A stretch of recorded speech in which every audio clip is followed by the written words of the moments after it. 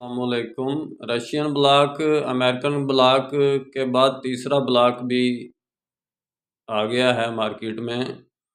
پہلے تو American block کے کنٹریز ہوتے تھے، ٹرینڈ کرتے تھے امریکہ کے ساتھ، کچھ رشین کے بنیادی ارکان تھے، کچھ ان سے ملحقہ لوگ تھے، کنٹری تھے، تو وہ سارا یعنی کہ دو طاقتوں کے درمیان دنیا کی چکی پس رہی تھی، اور جو ان کے درمیان والے لوگ تھے ان کو رگڑا لگ رہا تھا، تو وہ درمیان والے بھی آخرکار رگڑا کھا کھا کے، امریکہ اور رشیا کا رگڑا کھا کھا کے اب ایک تیسری طاقت وجود میں آ گئی ہے۔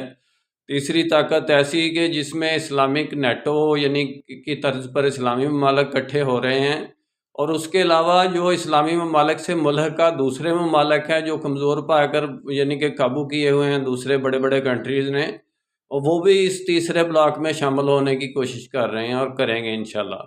میرا کام اسلامک ورلڈ کی امن اور یونائٹی کا ہے۔ ڈیٹیل میں بات پھر ہوگی۔